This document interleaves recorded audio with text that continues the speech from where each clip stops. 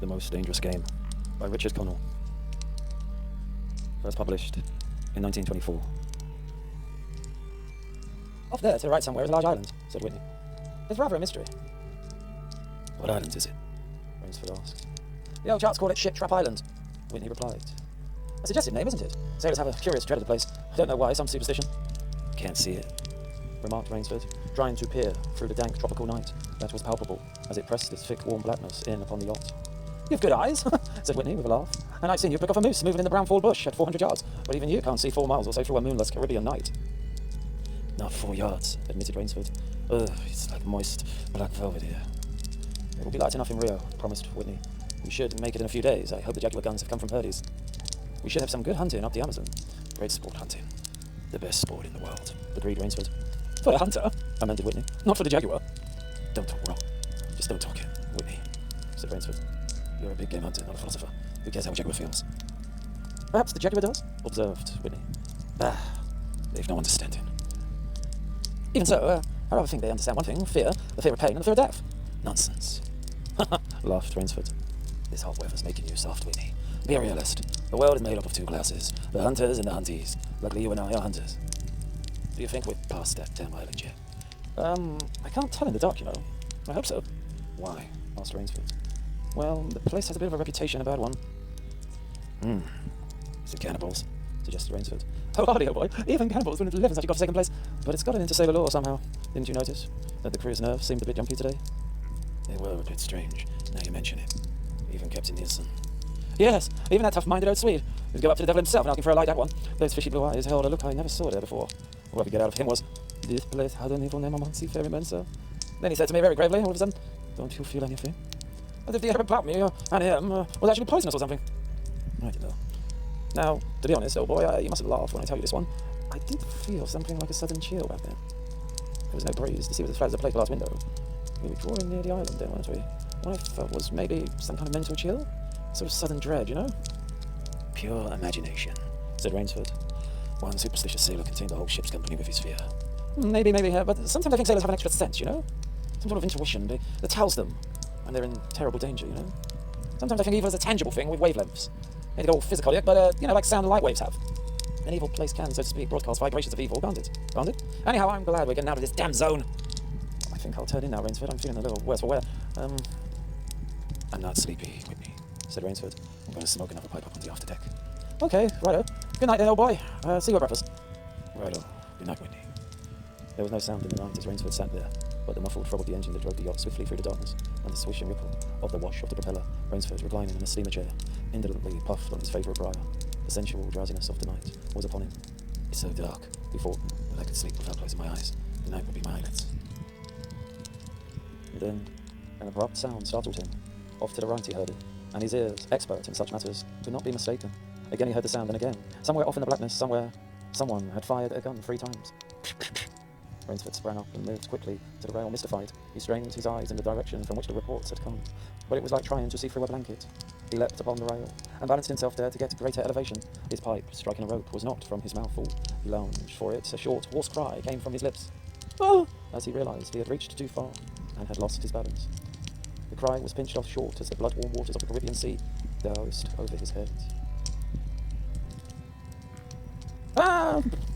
He struggled up to the surface and tried to cry out, "Whitney!"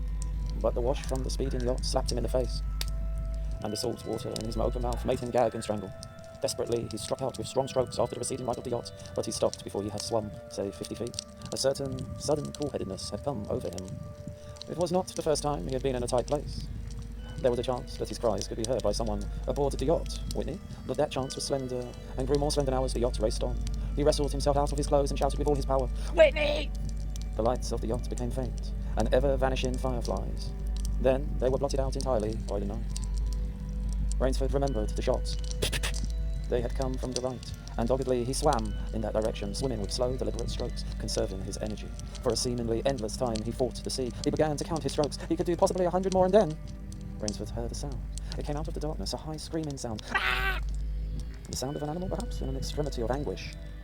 And yes, terror. He did not recognize the animal at all.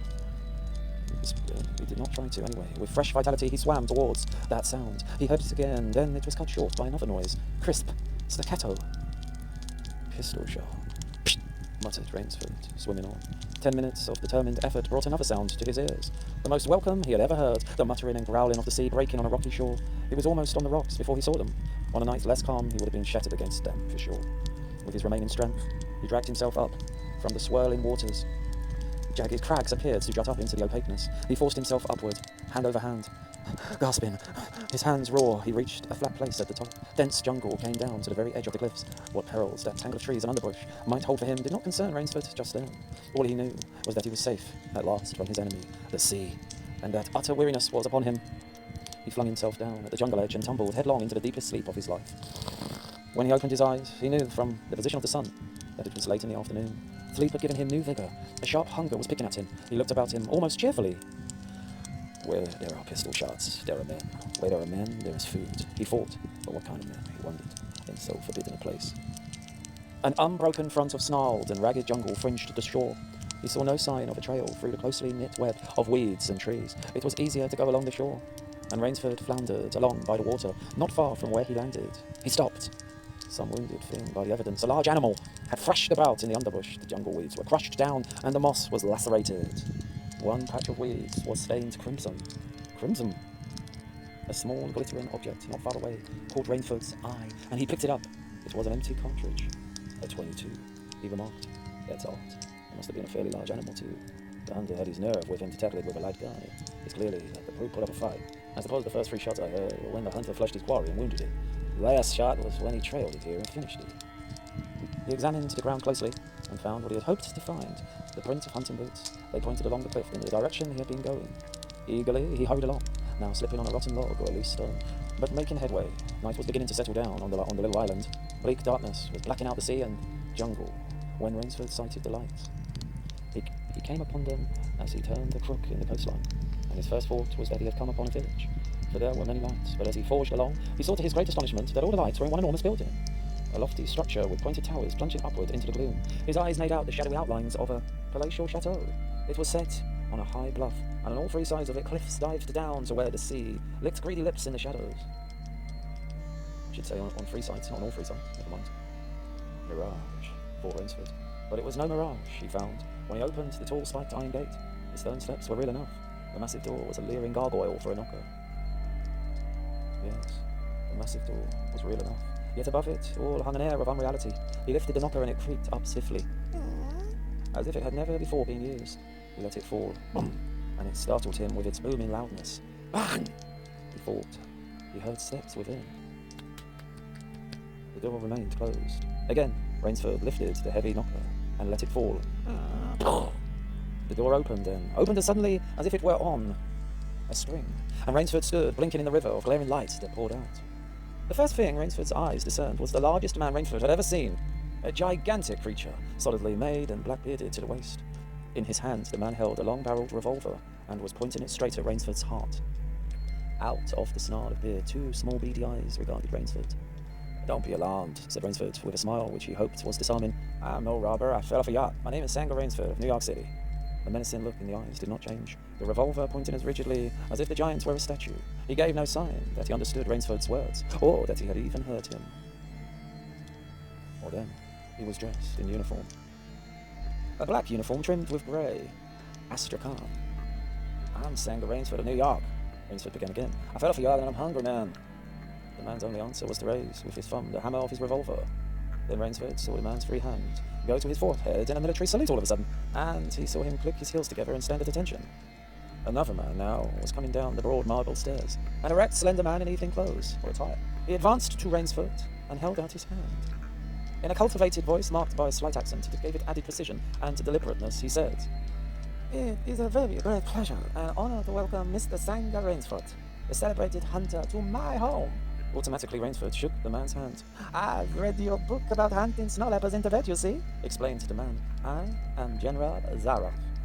Rainsford's first impression was that the man was singularly handsome. His second was that there was an original, almost bizarre quality about the general's face. He was a tall man past middle age, for his hair was a vivid white, but his thick eyebrows and pointed military moustache were as black as the night from which Rainsford had come.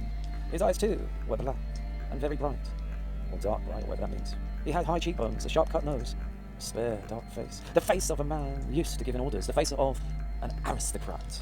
Yes. turning to the giant in uniform. The general made a sign. The giant put away his pistol, saluted, withdrew. Ivan is an incredibly strong fellow, remarked the general. But alas, he has the misfortune to be deaf and dumb, but not blind. A simple fellow, but I'm afraid, like all his race, a bit of a savage. Is he Russian? He is indeed a Cossack, said the general, and his smile showed red lips and pointed teeth. So am I. Come, he said. We shouldn't be chatting here. We can talk later. Now you want clothes, food, rest, yes? You shall have them all. This is a most restful spot. Ivan had reappeared, and the general spoke to him with lips that moved, but gave forth no sound. Lip reading? Look, just follow Ivan, if you please, Mr. Rainsford, said the general. I was about to have dinner when you came. I'll wait for you now. You'll find that my clothes will fit you perfectly, I think. It was to a huge, beam-ceilinged bedroom with a canopy bed big enough for 6 men that Rainsford followed the silent giant. Ivan laid out an evening suit, perhaps a tuxedo, and Rainsford, as he put it on, noticed that it came from a London tailor who ordinarily cut and sewed for none below the rank of duke. The dining room to which Ivan conducted him was in many ways remarkable. There was a medieval magnificence about it. It suggested a baronial hall of feudal times, with its oaken panels, its high ceiling, its vast refectory tables, where 2 men could sit down to eat any time. About the hall were mounted heads of many animals: lions, tigers, elephants, moose, bears, larger or more perfect specimens Rainsford had never seen. At the great table, the general was sitting alone. You'll have a cocktail, Mr. Rainsford, he suggested. The cocktail was surpassingly good, and Rainsford noted the table appointments were of the finest. The linen, the crystal, the silver, the china. They were eating the soup, borscht, the rich red soup with whipped cream so dear to Russian palates. Half apologetically, General Azarov said, We do our best to preserve the amenities of civilization here. Please forgive any lapses. We are well off the beaten track, you know. Do you think the champagne has suffered from its long ocean trip? Not in the least, declared Rainsford. He was finding the general a most thoughtful and affable host, a true cosmopolite. But there was one small trait of the general's that made Rainsford rather uncomfortable. Whenever he looked up from his plate, he found the general studying him, appraising him narrowly, perhaps. Perhaps, said General Zarov, you were surprised that I recognized your name. You see, I read all books on hunting published in England, in English, French, in France, and obviously ever in Russian, in Russia. I have but one passion in my life, you know. Mr. Rainsford, and it is the hunt. Yeah, that's nice. You have some wonderful heads here, you know, said Rainsford as he ate a particularly well-cooked filet mignon. Mignon? That Cape Buffalo is the largest I ever saw. Oh, that fellow, yes, he was a monster. Did he charge you? Did he run after you? Did he hurl me against that tree? He did, said the general. Fractured my skull, look. But I got that son of a gun, that brute, right between the eye, and I got my sword into his heart. I've always thought, said Rainsford, that the Cape Buffalo was the most dangerous of all big game. For a moment, the general did not reply. He was smiling his curious red-lipped smile. Then he said slowly, No, you are wrong, sir. The Cape Buffalo is not the most dangerous big game. He sipped his wine. Here in my preserve on this island, he said in the same slow tone, I hunt more dangerous game. Rainsford expressed his surprise. Is there big game on this island? The general nodded. The biggest. Really? Oh, it isn't here naturally, of course. I have to stock the island up. What have you imported, General? Rainsford asked. Tigers? The general smiled. No, he said. Hunting tigers ceased to interest me some years ago. I exhausted their possibilities, you see. No thrill left in tigers, no real danger, you know. I live for danger, Mr. Rainsford. The general took from his pocket a gold cigarette case and offered his guest a long black cigarette with a silver tip. It was perfumed and gave off a smell like incense. We will have some capital hunting, you and I, said the general. I shall be most glad to have your society, sir. But what game? Began Rainsford. I'll tell you, said the general. You will be much amused, I know. I think I may say in all modesty that I have done a rare thing. I have invented a new sensation. May I pour you another glass of port? Oh, thank you, General. The general filled both glasses and said, God makes some people poets. Some he makes kings, some beggars. Me he made, well, a hunter. My hand was made for the trigger, my father said. He was a very rich man with a 250,000 acres in the Crimea. And he was an ardent sportsman, you know. When I was only 5 years old, he gave me a little gun, specially made in Moscow for me, to shoot sparrows with it. When I shot some of his prize turkeys with it, he did not punish me at all. He complimented me for my marksmanship. I killed my first bear in the Caucasus when I was 10, you know. Yeah, up in those mountains. My whole life has been one prolonged hunt. I went into the army. It was expected of noblemen's sons. And for a time commanded a division of Cossack cavalry, but my real interest was always to hunt. I have hunted every kind of game in every land, you know. It would be impossible for me to tell you how many animals I have actually killed. The general puffed at his cigarette. After the debacle in Russia, I left the country, for it was imprudent for an officer of the Tsar to stay there any longer. Many noble Russians lost everything. I luckily had invested heavily in American security, so I never Well, shall have to open a damn tea room in Monte Carlo or drive a blooming taxi. In Paris, naturally, I continue to hunt.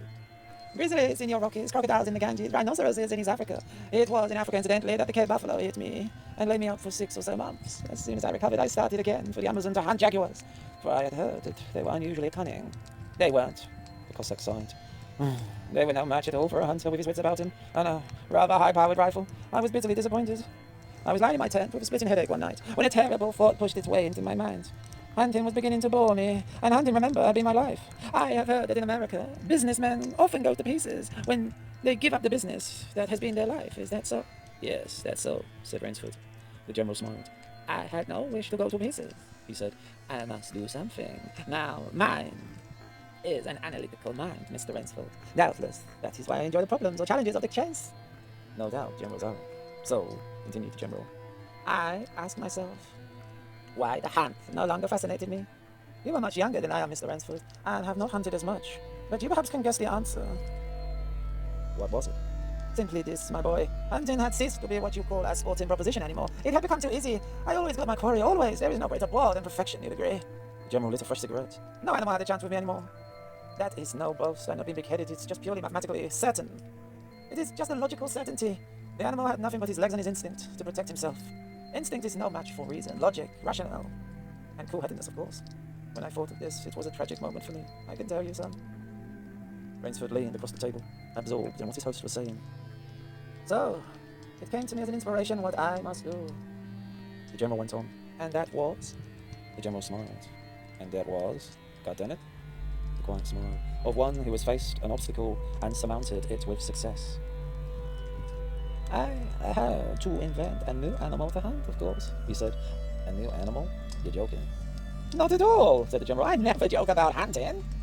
I needed a new animal. I found one, so I bought this island, built this house, and here I do my hunting.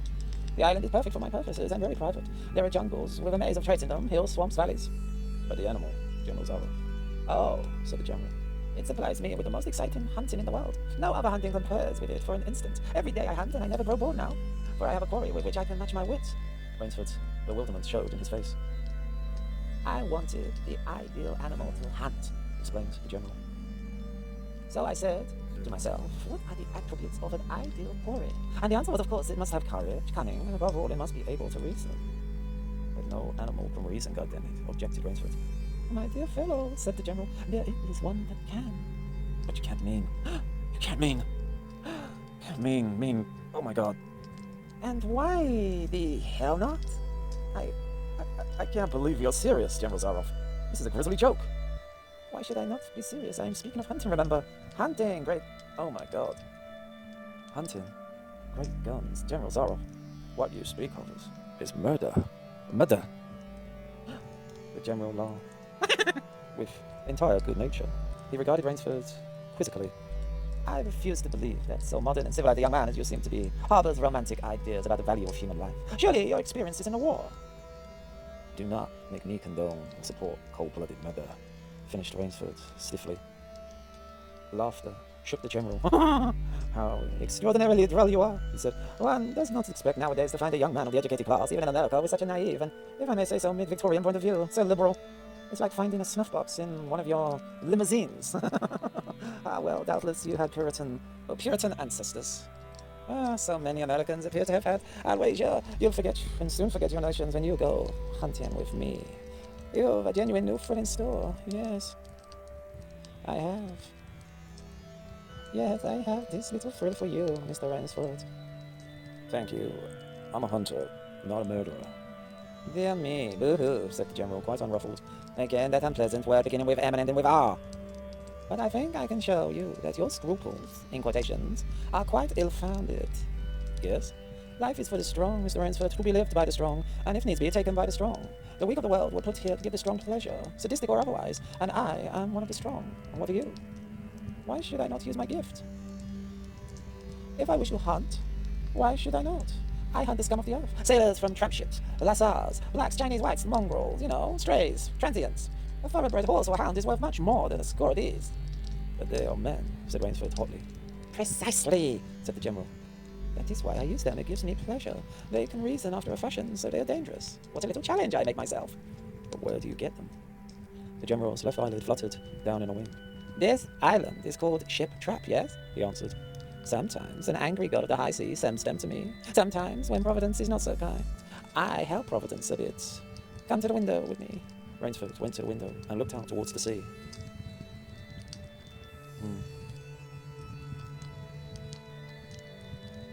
"Watch! Out there, look!" exclaimed the General, pointing into the night. Rainsford's eyes saw only blackness, and then, as the General pressed a little button, far out to sea, Rainsford saw the flash of lights all of a sudden. The General chuckled. "They indicate the channel, no?" he said. "Where there's none. Giant rocks with razor edges crouch like a sea monster with wide open jaws. And guess what happens next? They can crush a ship as easily as I crush this nut." He dropped a walnut on the hardwood floor and brought his heel grinding down on it. "Oh, yes," he said casually, as if in answer to a question. "I have electricity. We try to be civilized here." "Civilized? And you shoot down men?" A trace of anger was in the General's black eyes, but it was there for but a second, and he said, in his most pleasant manner, "Dear me, what a righteous young man you are. I assure you I do not do the thing you suggest. That would be barbarous. I treat these visitors with every consideration. They get plenty of good food and exercise. They get into splendid physical condition. You shall see for yourself tomorrow." "What do you mean?" "We'll visit my training school," smiled the General. "It's in the cellar. I have about a dozen pupils down there right now. They're from the Spanish bark San Luca. They had the bad luck to go on the rocks out there. A very inferior lot, I regret to say. Poor specimens, and more accustomed to the deck than to the jungle." He raised his hand, and Ivan, who served as waiter, brought thick Turkish coffee. Rainsford, with an effort, held his tongue in cheek. "It's a game, you'll see," pursued the General blandly. "I suggest to one of them that we go hunting. I give him a supply of food and an excellent hunting knife. I give him 3 hours start. I am to follow, armed only with a pistol of the smallest caliber and range. If my quarry eludes me for 3 whole days, he wins the game. If I find him," the General smiled, "he loses." "Suppose he refuses to be hunted?" "Oh," said the General, "I give him his option, of course. He need not play the game if he doesn't wish to. If he does not wish to hunt, I turn him over to Ivan. Ivan once had the honor of serving an official in Alta to the great White Tsar, and he has his own ideas of sport too. Invariably, Mr. Rainsford, invariably they choose to hunt when they hear all about what Ivan is capable of." "And if they win?" The smile on the General's face widened. "To date, I'm not being big-headed, I have not lost," he said.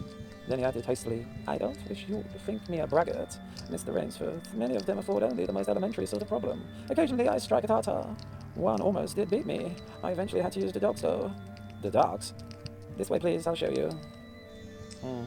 The General steered Rainsford to a window. The lights from the windows sent a flicker and illumination that made grotesque patterns on the courtyard below, and Rainsford could see moving about there a dozen or so huge black shapes. As they turned toward him, their eyes glittered greenly. "A rather good lot, I think," observed the General. "They are let out at 7 every night. If anyone should try to get into my house or out of it, something extremely regrettable would occur to him." He hummed a snatch of song from the Follies' Bergerie. "And now," said the General, "I want to show you my new collection of heads. Will you come with me to the library?" "I hope," said Rainsford, "that you will excuse me tonight, General Zaroff. I'm feeling not my fullest. I'm really not feeling well." "Ah, indeed," the General inquired solicitously. "Well, I suppose that's only natural after your long swim. You need a good restful night's sleep. Tomorrow you'll feel like a new man. I'll wager that. Then we'll hunt, eh? I've one rather promising prospect." Rainsford was hurrying from the room. "Sorry, you can't. No, I. Yes, I'm sorry you can't go with me tonight," called the General. "I expect Rather's fair sport. A big strong black. He looks resourceful. Well, good night, Mr. Rainsford. I hope you have a good night's rest." The bed was good, and the pyjamas of the softest silk, and he was tired in every fibre of his being. But nevertheless, Rainsford could not quite quiet his brain with the opulence of sleep. He lay, eyes wide open. Once he thought he heard stealthy steps in the corridor outside his room. He sought to throw open the door. It would not open. He went to the window and looked out. His room was high up in one of the towers. The lights of the chateau were out now, and it was dark and silent, but there was a fragment of sallow moon. And by its wane light, he could see dimly the courtyard. There, weaving in and out in the pattern of shadow, were black, noiseless forms. The hounds heard him at the window and looked up, expectantly with their green eyes. Rainsford went back to the bed and lay down again. By many methods he tried to put himself to sleep. He had achieved a doze, when, just as morning began to come, he heard, far off in the jungle, the faint report of a pistol. General Zaroff did not appear until luncheon. He was dressed faultlessly in the tweeds of a country squire. He was solicitous, or is it solicitous, about the state of Rainsford's health. "As for me," sighed the General, "I do not feel so well. I am worried, Mr. Rainsford. Last night I detected traces of my old complaint." To Rainsford's questioning glance, the General said, "Ennui, boredom." Then, taking a second helping of crepe Suzette, the general explained. The hunting was not good last night. The fellow lost his head. He made a straight trail that offered no problems at all. That's the problem with these sailors. They have dull brains to begin with, and they do not know how to get about in the woods. They do excessively stupid and obvious things. It's most annoying. Will you have another glass of chambi or shabby? Chabert? I don't know. Is it chambis? What is? Chablis? Shabby? I don't know. Mr. Rainsford, shut up trying to pronounce it and just drink. General, said Rainsford firmly, I wish to leave this island at once. The general raised his thickets of eyebrows. He seemed hurt. My dear fellow, the general protested. You've only just come. You've had no hunting. I wish to go today, man, said Rainsford. He saw the dead, black eyes of the general upon him, studying him. General Zaroff's face suddenly brightened. He filled Rainsford's glass with venerable shabbies? I don't know, shabby, from a dusty bottle. Tonight, said the general, we will hunt, you and I. Rainsford shook his head. No, General, he said, I will not hunt. The general shrugged his shoulders and delicately ate a hothouse grape. As you wish, my friend, he said. The choice rests entirely with you, but may I not venture to suggest that you will find my idea of sport more diverting than Ivan's? He nodded towards the corner to where the giant stood, scowling, his thick arms crossed on his hogshead of chest. You don't mean, cried Rainsford. My dear fellow, said the general, have I not told you I always mean what I say about hunting? This is really an inspiration. I drink to a foeman worthy of my steel at long last. The general raised his glass, but Rainsford sat staring at him. You'll definitely find this game worth playing, the general said enthusiastically. Your brain pitted against mine. Your woodcraft against mine. Your strength and stamina against mine. Outdoor chess, if you like. And the stake is not without value, eh? And if I win, goddammit, began Rainsford huskily, I'll cheerfully acknowledge myself in defeat if I do not find you by midnight of the third day, said General Zaroff. My sloop will place you on the mainland, near a town. The general read what Rainsford was thinking. Oh, you can trust me, said the Cossack. I will give you my word as a gentleman and a sportsman. Of course, you in turn must agree to say nothing of your visit here. I'll agree to nothing of the kind, said Rainsford. Oh, said the general. In that case, why discuss that now? 3 days hence, we can discuss it over a bottle of Veuve Clicquot? I don't know. Veuve Clicquot, I think. Unless the general sipped his wine. I think it's Veuve Clicquot. I don't know.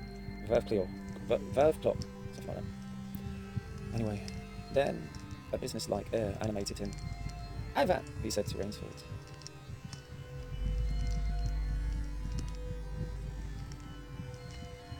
Will supply you with hunting clothes, food, a knife. I suggest you wear moccasins. They leave a poorer trail. I suggest too that you avoid the big swamp in the southeast corner of the island. We call it Death Swamp. There's quicksand there.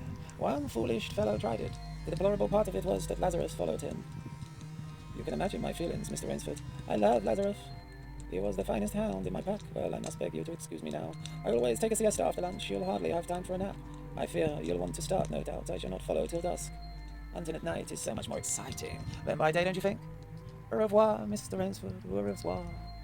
General Zara, with a deep, courtly bow, strolled from the room. From another door came Ivan. Under one arm he carried khaki hunting clothes, a haversack of food, a leather sheath containing a long-bladed hunting knife. His right hand rested on a cocked revolver thrust in the crimson sash about his waist. Rainsford had fought his way through the bush for 2 hours. I must keep my nerve, he said through tight teeth. He had not been entirely clear-headed when the chateau gate snapped shut behind him. His whole idea at first was to put distance between himself and General Zaroff, and to this end, he had plunged along, spurred on by the sharp rowers of something very like panic. Now he had got a grip on himself, had stopped, and was taking stock of himself and the situation. He saw that straight flight was futile. Inevitably, it would bring him face to face with the sea. He was in a pitcher with a frame of water, and his operations clearly must take place within that frame. I'll give him a trail to follow, all right, muttered Rainsford, and he struck off from the rude path he had been following into the trackless wilderness. He executed a series of intricate loops. He doubled on his trail again and again, recalling all the lore of the fox hunt and all the dodges of the fox. Night found him leg weary, his hands and face lashed by the branches on a thickly wooded ridge. He knew it would be insane to blunder on through the dark, even if he had the strength.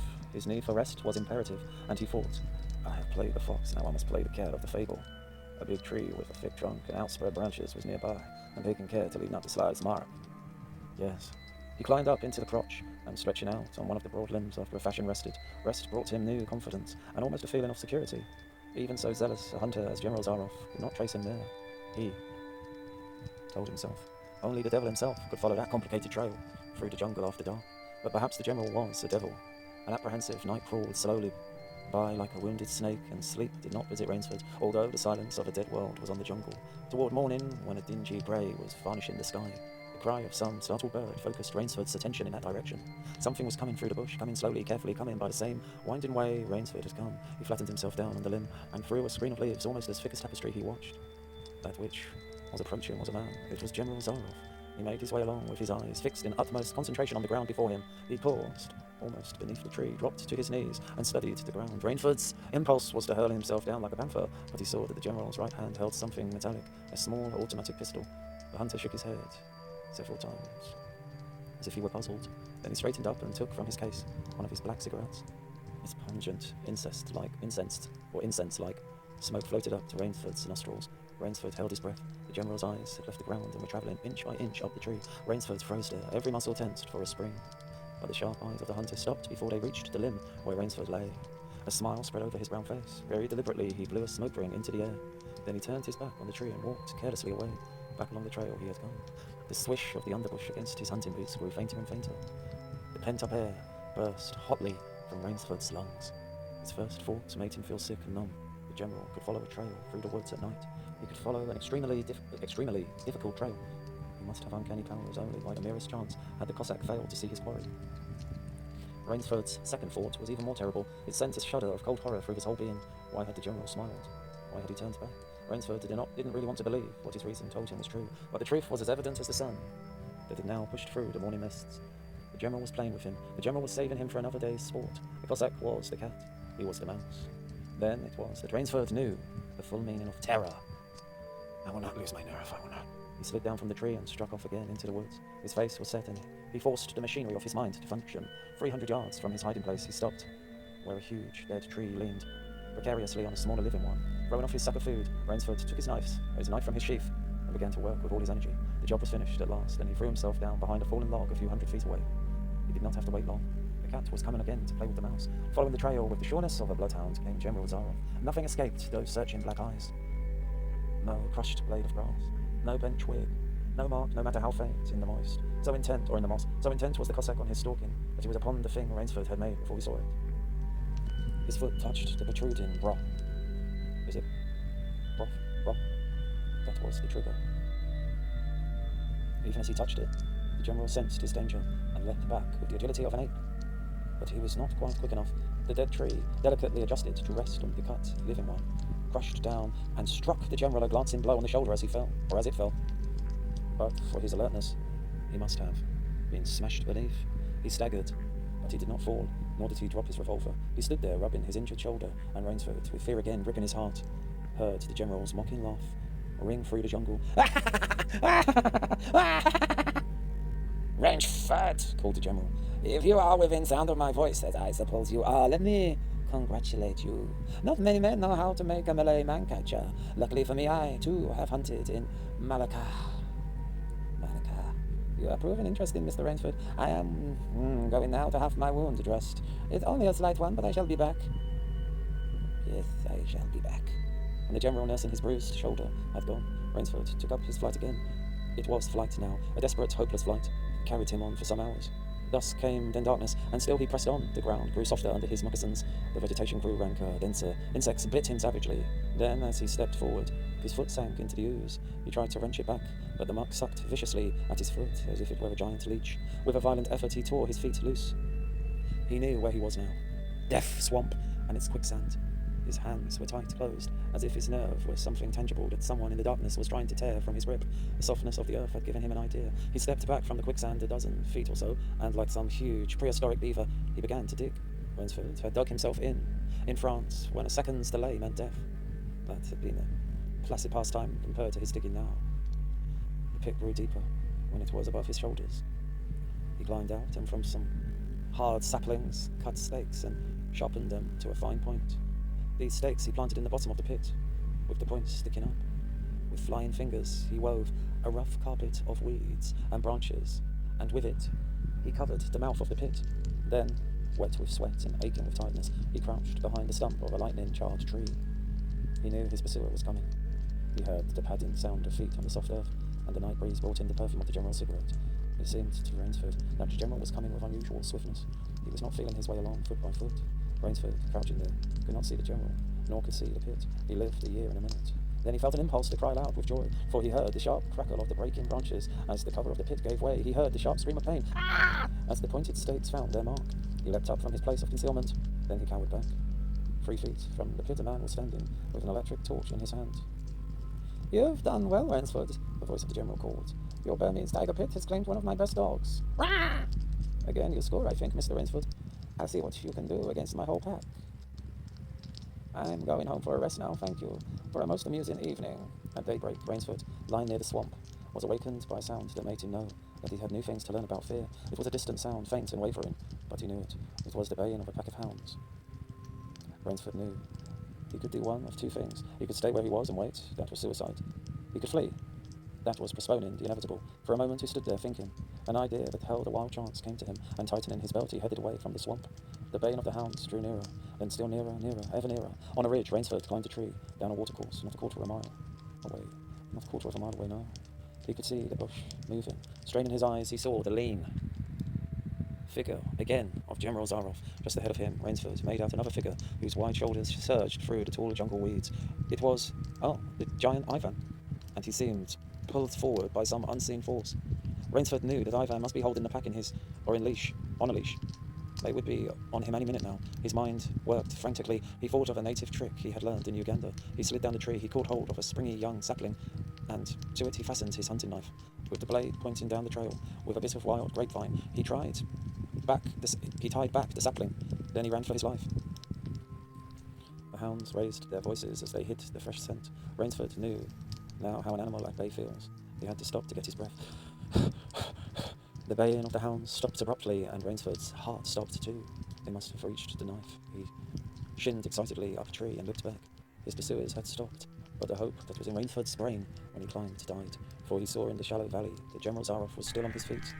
But Ivan was not. The knife, driven by the recoil of the springing tree, had not wholly failed. Rainsford had hardly tumbled to the ground when the pack took up the cry again. "Nerve, nerve, nerve," he panted. "Nerve, nerve, nerve," as he dashed along. A blue gap showed between the trees dead ahead. Even nearer drew the hounds. Rainsford forced himself on a tower. Towards that gap, he reached it. It was the shore of the sea. Across a cove, he could see the gloomy grey stone of the chateau. 20 feet below him, the sea rumbled and hissed. Rainsford hesitated. He heard the hounds. Then he leapt far out into the sea. When the General and his pack reached the place by the sea, the Cossack stopped. For some minutes he stood, regarding the blue-green expanse of water. He shrugged his shoulders. Then he sat down, took a drink of brandy from a silver flask, lit a cigarette and hummed a bit from Madame Butterfly.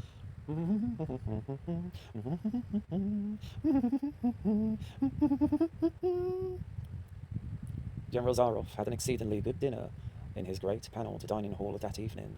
With it he had a bottle of Paul Roger and half a bottle of Chambertin. 2 slight annoyances kept him from perfect enjoyment. One was the thought that it would be difficult to replace Ivan. The other was that his quarry had escaped him, of course. The American hadn't played the game. So thought the General as he tasted his after-dinner liqueur. In his library he read, to soothe himself, from the works of Marcus Aurelius. At 10 he went up to his bedroom. He was deliciously tired. He said to himself as he locked himself in, there was a little moonlight, so... Before turning on his light, he went to see the window and looked down at the courtyard. He could see the great hounds, and he called, "Better luck another time," to them. Then he switched on the light. A man, who had been hiding in the curtains of the bed, was standing there. "Rainsford!" screamed the General. "How in God's name did you get in here?" "Swam." "Yes, swam," said Rainsford. "I found it quicker than walking through the jungle." The General sucked in his breath and smiled. "I congratulate you," he said. "You have won the game." Rainsford did not smile. "I am still a beast of bay," he said in a low, hoarse voice. "Get ready, General Zaroff." The General made one of his deepest bows. "I see," he said. "Splendid. One of us is to furnish a repast for the hounds. The other will sleep in this very excellent bed. On guard, Rainsford!" He had never slept in a better bed, Rainsford decided. The end, I guess.